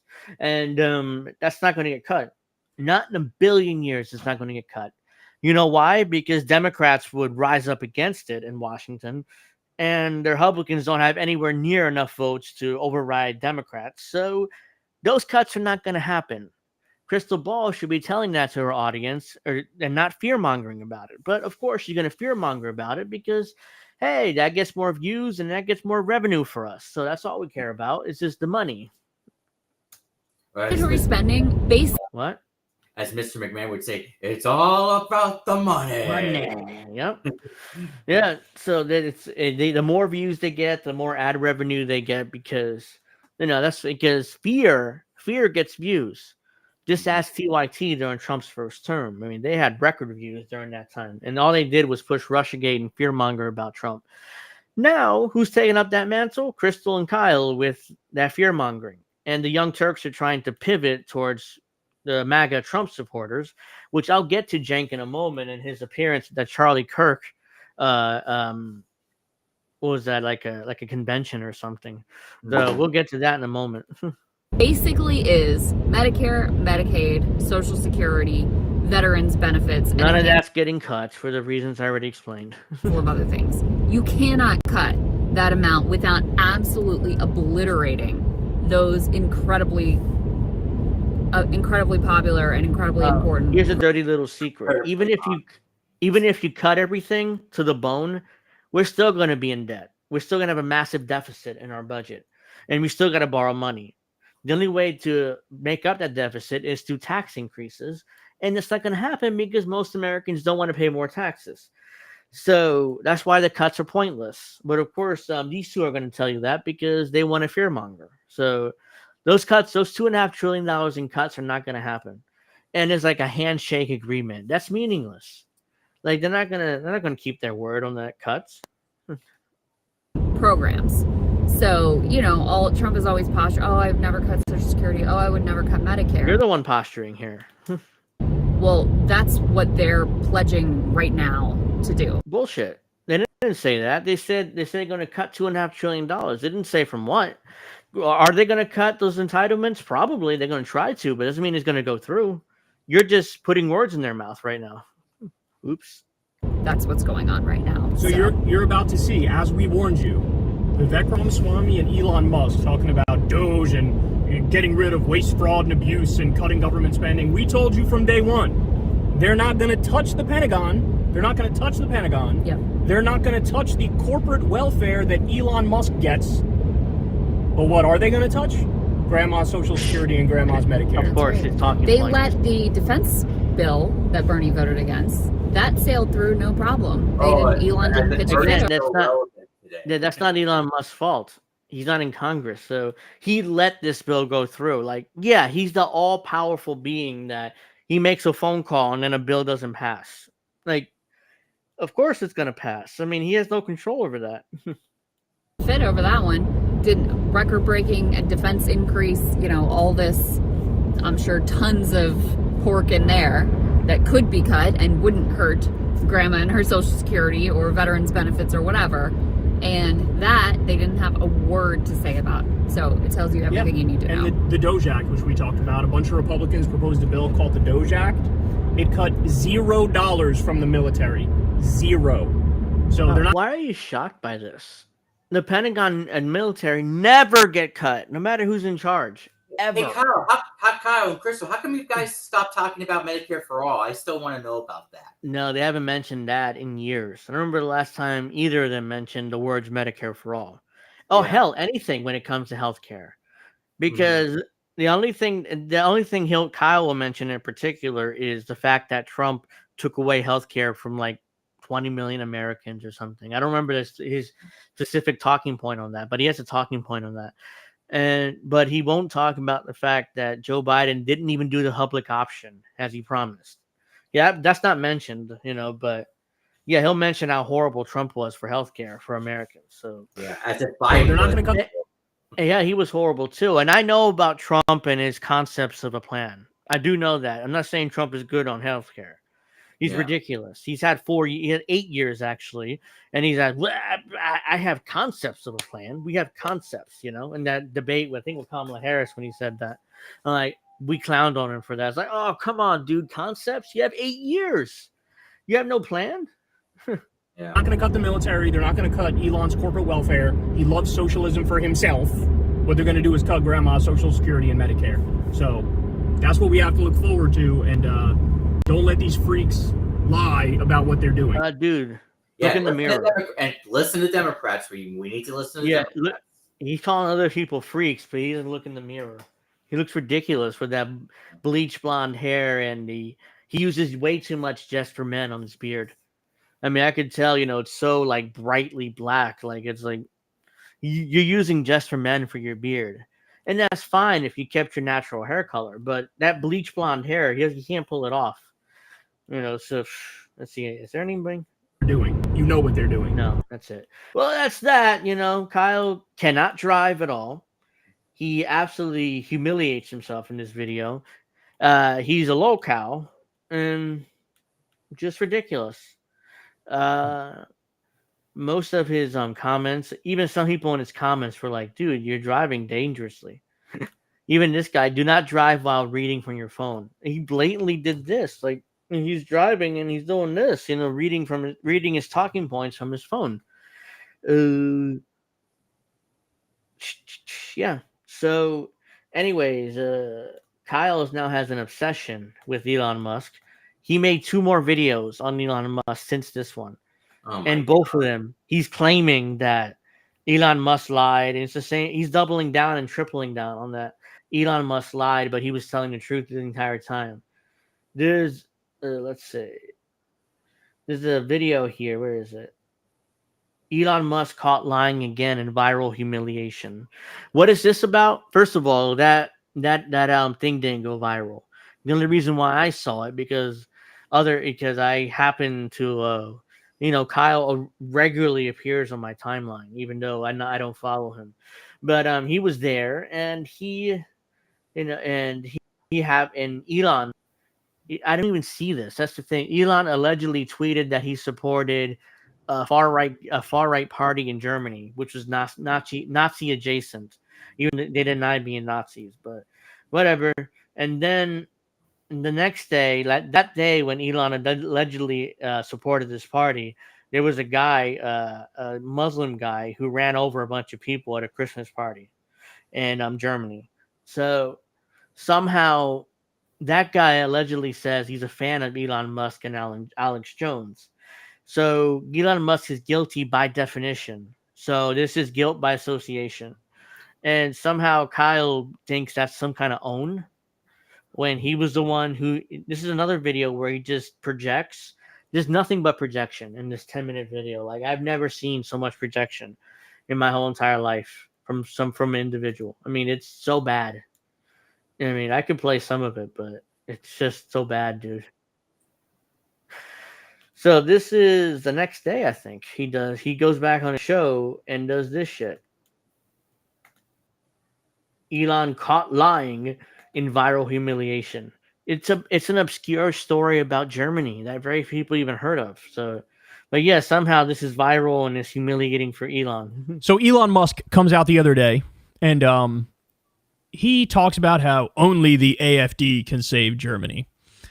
So the AfD is a far-right political party in Germany, and they are sort of Nazi-adjacent, and they have a very sketchy history, very sketchy associations. They're so extreme that other parties that are extreme cut themselves off with the AfD because they felt they were a little too brazen with their sort of underlying Nazi undertones, right? So he comes out and says that. Then, by the way, he gets fucking dogpiled when he talks about the AfD in Germany. And his dodge is, bro, the AfD is just like Obama's. No, he didn't. Dogpile, like, no, he didn't. I didn't even hear about this until you mentioned it. So it didn't go viral because I would have seen it. Democratic Party, bro. And wow, did he get absolutely torched for that one, because that's one of the dumbest things I've ever heard. Like, zero. You got torched and you got community noted on X, so you're just projecting, because Elon didn't get torched because I didn't even see this until he mentioned it. Political IQ type shit. So Musk comes out and says that at the beginning of the day, the other day, right? Then later on in the day, there appears to be a terror attack in Germany where somebody drove a car through a market and like ran over a bunch of people, right? And so immediately the right-wing media kicks into high gear, as they do. They don't care about facts. They don't care about specifics. They want to weave a narrative. Huh. So what do they do? They weave the narrative of... That's you. That's literally what Kyle's doing here. Hold on. The right-wing media kicks into high gear, as they do. They don't care about facts. They don't care about specifics. They want to weave a narrative. They don't care about facts. They don't care about specifics. They want to weave a narrative. Care about facts, Kyle? That's you. That's what you're doing in this video, because nobody even heard about this until you mentioned it. Mm-hmm. So you're trying to weave a narrative here that Elon Musk is somehow racist. Basically, that's what is he implying, because he supports this right-wing party in Germany, allegedly.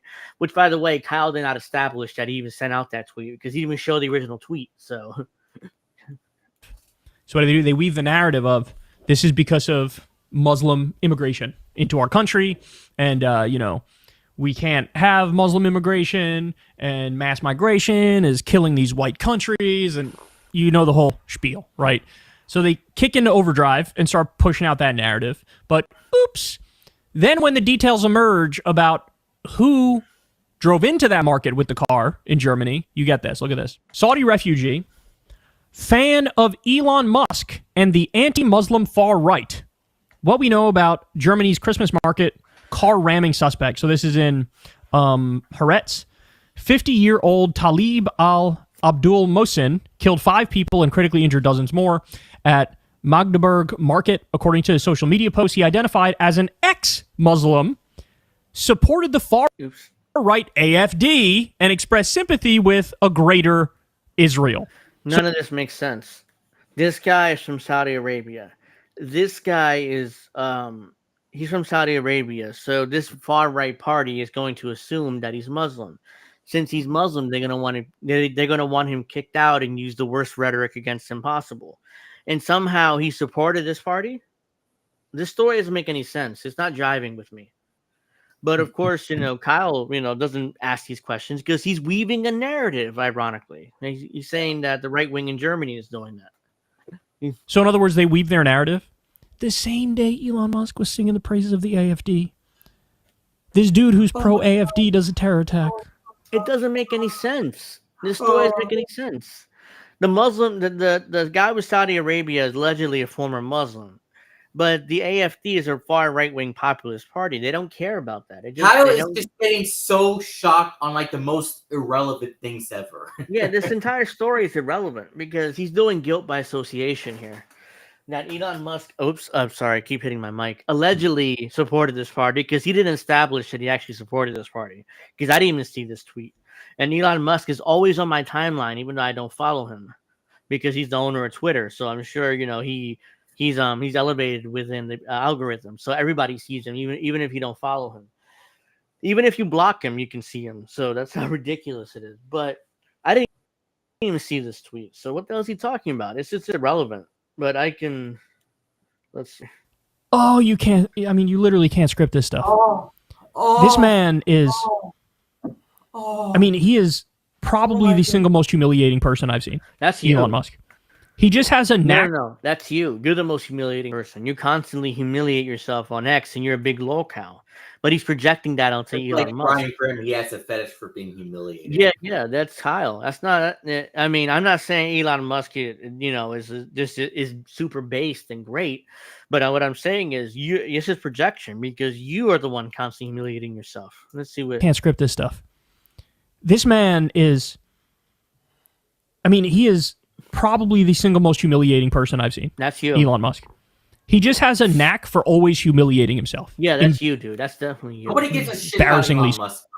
Yeah, that's you. This is all projection because Kyle knows that he's the one that got humiliated recently on X with his he got community noted and he's a liar. So it's like in order to project away his humiliation onto Elon Musk. So. All right, here we go. The man who rammed his car through a Christmas market in Magdeburg, Germany on Friday evening, killing 5 people and injuring around 200, is a former Saudi national who has been living in Germany since 2006. According to his social media, 50-year-old Talib al-Abdul Mohsin, a doctor and specialist in psychiatry and psychotherapy, identifies as an ex-Muslim. This makes no sense. Is a longtime anti-Islam activist and has voiced support. As Stone Cold would say, boring. Yeah, it's an obscure story from Germany, and somehow he's trying to connect this to Elon Musk through a flimsy way and with no evidence because he didn't establish that Elon Musk even supported this party with his tweets, which is the first thing I would have done if I'm doing this story. Like if I'm doing a story on this, I was okay. This is the tweet. See, Elon Musk supported this party, this far right party, and now I'm going to explain why it's a bad thing. Would I do the story personally? No, because I don't have a grudge against Elon Musk in particular. So, but yeah, if I'm going to do the story, I would show the original tweets so people don't think I'm a liar. Support for Germany's far-right Alternative for Germany party, the AfD. He reportedly saw Elon Musk and Alex Jones as role models. Yeah, that's bullshit. I don't buy that for a second. Because this guy again is a guy from Saudi Arabia who's allegedly supporting this far right party that hates him. So why the hell would he support this party? And why the hell would he support Elon Musk in particular, who is very anti-immigrant now here in the U.S.? So no, I'm not buying this story at all. It's all bullshit. Oh my God. You literally can't script this. Like, here's this billionaire, robber baron, welfare queen, immigrant, Elon Musk, out there fucking showing the world his ass cheeks. You showed your ass cheeks recently, so you humiliated yourself. So again, more projection. Oh, only the AFD can save Germany. Oops! Did somebody just do a terror attack and they love the AFD? Tee-hee-hee. My bad. Okay, wait, this gets better. Ready? Senior public prosecutor Horst Nopens, nice name. It gets worse. It gets more boring, and let me just skip ahead a little bit here. Because this is just... He goes on and on. He just drones, reads his article. Here we go. What's interesting, this part. That's what Elon said. Oops, did somebody do a terror attack and they're pro-AFD? Tee-hee-hee. All right, final thing on this. This is amazing. Elon allegedly pulled down the Twitter account of the Saudi ex-Muslim who did the attack, who loves the AFD and Elon Musk, right? Elon pulled down the Twitter account after quietly deleting all the tweets in which that dude expressed support for Geert Wilders, who's a anti-Muslim politician in Scandinavia, Israel, and the AFD, as if no one would notice. All right. Look at the Twitter account. This is some random person on Twitter who's claiming that Elon Musk took down this account, deleted all the tweets, and then put it back up like nobody would notice. Not anything important anymore. Basically the point of his channel these days is just he's settling grudges against Elon Musk, Joe Rogan, and Donald Trump. That's really what his channel's about, and it's unfortunate. And this is the last time I'm going to bring him up for a while because I'm getting bored now. And I used to have fun with this, but now this is just bad. You know, this is not good. It's not interesting. There's going to be plenty to talk about next year. So, especially with Trump taking office and stuff. So this is probably the last time I'm going to mention him in a serious way on this channel with an actual story and stuff. So let's just finish. See what else he takes the word of this random account. And then he has an admission here, which is pretty funny. This is a random account that somebody just claimed this with no evidence, but is absolutely insane. So this is allegedly what happened, right? Elon praises the AFD. This dude does a terror attack and loves the AFD and loves Elon Musk, right? And all their conspiracies blow up. They were saying, "Oh my God, this is a radical Muslim doing jihad." It's an ex-Muslim doing, if anything, a right-wing jihad, right? Bullshit. So Elon praises AFD. This guy does the terror attack, loves the AFD. Elon pulls down his Twitter account where you see all these like damning things that he said about Elon, about Alex Jones, about the right-wingers that this guy's in bed with, about the AFD, etc. He's not in bed with them. Elon Musk never heard of this guy. Again, it's down all the tweets that like look bad for him and look bad for the AFD and look bad for Israel, and puts it back up after. Israel? Oh my God. What a weaselly, humiliating, pathetic little liar, Elon Musk. More projection. Yeah, you are that person. More projection. Again, let's hear what he says about himself here. Real? He might have started looking in the mirror when he says this part. And puts it back up after. Oh my God.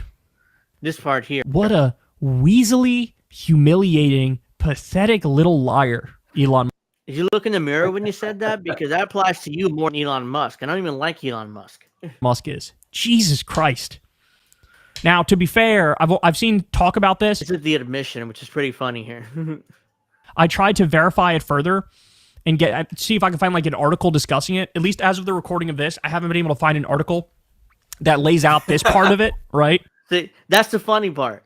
He can't verify that part of the story, but he reported it anyways. It's like if I were to do this, you guys in my audience would make fun of me, and I would deserve it because this is bullshit. I just put out bullshit, and it's like, oh yeah, by the way, I can't verify this part of the story, guys, but I'm still going to cover it anyway. He's just putting up these videos because he just wants the views and the money. That's all there is, you know. Wouldn't you agree? Yeah, I mean, Angel, don't take my lines. Ken was interested until he spoke. Look in the mirror, Kulinski. Yeah, I mean, it describes it. His entire video was projection, and trying to cover up for Kyle's insecurities. Because this is what it is. It just goes on. He goes on with it, right? Where Elon pulls it down, gets rid of the tweets that don't look good for him, and then puts the account back up. Again, he's reporting that authoritatively, like it's true, when he just said he can't verify it. And it's some random account who claimed this. It's like if I were to do this, oh yeah, here guys, here's this random account that says this. See, that proves I'm telling the truth because some random account said it. Like I would lose all credibility if I did that. And what the hell's wrong with this guy? I mean, this is just a joke, this channel at this point. Up. I haven't seen an article describe that yet, but there's a lot I've not seen an article describe this. of But talk that this is what happened. So I there's don't a lot of talk that this is what happened.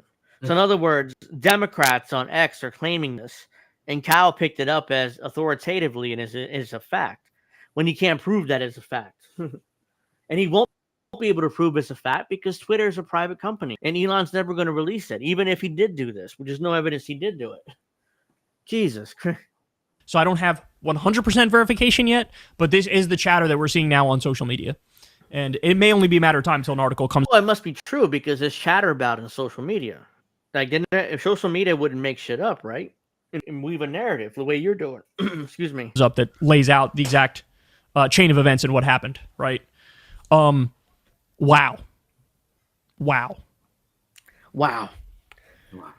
This is Elon Musk 101, right? This is what he does. He just humiliates himself on Oh, no, dude, you humiliate a daily yourself. basis. He cannot stop. You humiliate yourself. This video is humiliation. I mean, yeah, like this is some kind of huge news story when it's barely registers in most people's radars. Hell, I follow this stuff every day, pretty much, and I've never heard of this story until he mentioned it.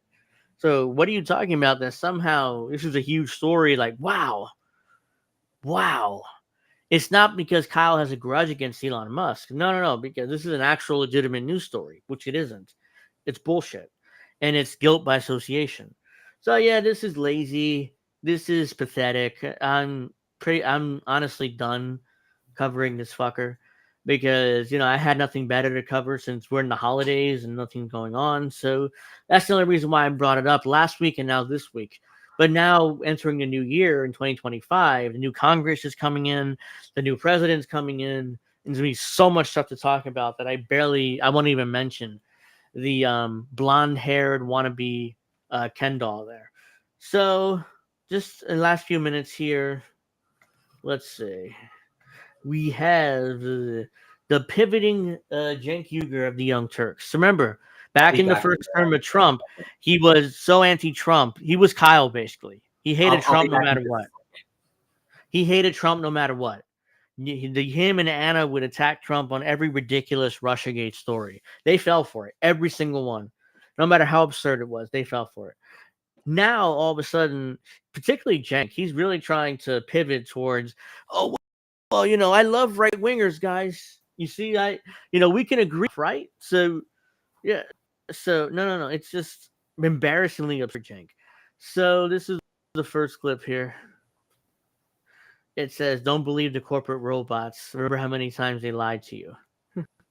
I can tell you definitively that the Democrat leadership and the Democratic establishment will never voluntarily go in a new direction. They will never voluntarily accept them. They are built on donor money. They are of the donors, by the donors, for the donors. Cenk is just completely embarrassing himself here with this pivot, acting like, oh, well, what are you talking about? Oh, what happened 4 years ago, 8 years ago? Ignore that. Now I like you guys all of a sudden. So what I need left-wing voters to understand is that they're never going to give you what you want incrementally. Martin Luther King talked about the tranquilizing drug of gradualism. Oh, if we just go a little further with Joe Biden, he'll give us another crumble and another tiny increment. No, they're going to just pick a new and improved corporate robot like Pete Buttigieg or Gavin Newsom, and they're going to come out with a new script, and they're going to say, I am now a populist, and they will wear flannel shirts, and they'll go to barbecues, and they'll pretend to eat ribs, and then they'll sneak out and go to French Laundry, right? So don't believe the corporate robots. Remember how many times they lied to you. Yep. So Cenk with his new pivot here, acting like he's some sort of, he's accepting of the right wing now, even though he hated them for years. And all of a sudden now he's accepting of them for no reason. Let's see. So there's another clip. Totally agree on that issue, but we shook hands anyways. So that's not years ago. When Well, here's the thing: with he never apologized for. He never did anything, and no mea culpa. He's just, oh yeah, all the stuff I said about you guys 8 years ago, 4 years ago, just ignore it. Now Okay, he's I want to shaking be hands your with them.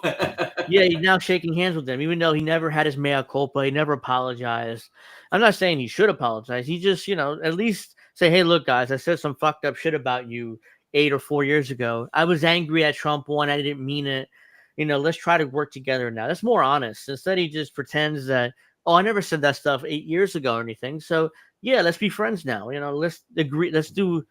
Let's act like we're friends. It's just all bullshit. And just a pivot. Let's take a craven political pivot by Cenk here. So you got to know what to convince the American people of and what to hold your ground on. And the number one thing to hold your ground on is constitutional rights. So I'm going to do some... Like the Second Amendment. Got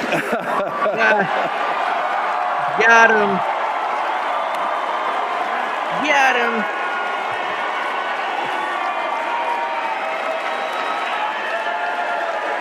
So, no, I know. So guys, look at that. We totally disagree on that issue, but we just... You were asking for that one. I'm sorry. No problem.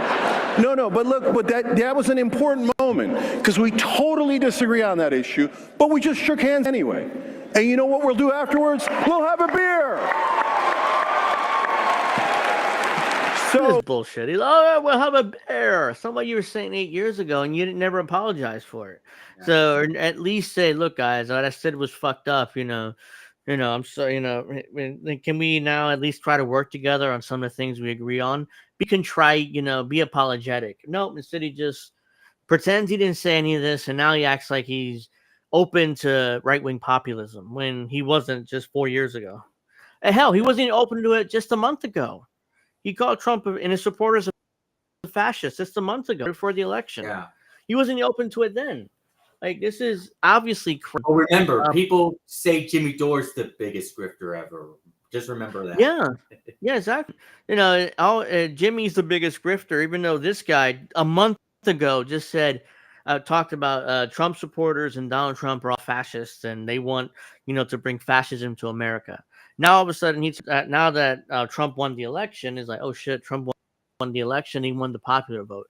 Okay, let me pivot and act like open to right wing populism, and I want to work with them, even though just a month ago he said they were all fascist. So, most right wingers are not buying Cenk's pivot for the most part. I mean, they're calling him out on his bullshit, but most right wingers are not buying it. At least the ones that that I'm around. So, this is bullshit. Bullshit political pivot by Cenk, and unfortunately, very few people are actually buying it. So what? You know what it is when you disagree on something and then you fight about it and then you have a beer afterwards? That's called America. That's called America. When you disagree and then all of a sudden drink a beer about it. Yeah. I would agree with that, but you don't agree with that. I mean, just a month ago, you wouldn't have said this. I mean, shit, how many times that I've had drinks with right-wingers? I mean, I'm fine with that. I don't care. But Cenk cares. As a month ago, he was calling him fascist. So, more bullshit, more nonsense. So, yeah, that's Cenk Uygur. That's his pivot. It seems like people are buying Anna's pivot more. Like, they like Anna now, a lot of people on the right, which is interesting because I didn't think they would buy her either. I guess Anna's being a little smarter about how she's approaching it than Cenk, Yeah, she's definitely smarter how she's approached it than Cenk, because Cenk is just craven-like. And Anna also, she was a victim of crime at least 2 or 3 times, so that makes her more sympathetic, unlike Cenk, who is just a loudmouth blowhard who all of a sudden now is open to right-wing populism, even though a month ago he wasn't. Yeah. So I think Anna has been smarter about her pivot. I'm not sure if it's true or not. It seems genuine, but at the same time, this is Anna Cashapp we're talking about, the one who smeared Jimmy Dore, as a sexual assaulter. Even though that's not what he did.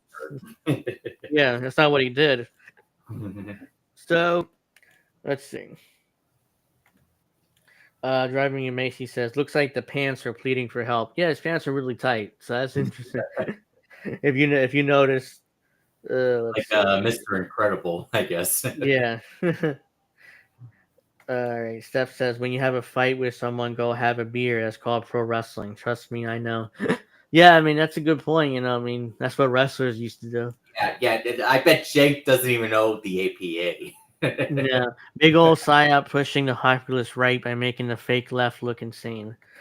Let's see. Jank's waistline equals America. Yeah, Jank is like he's gained some weight. Obviously, his pants are pretty tight there.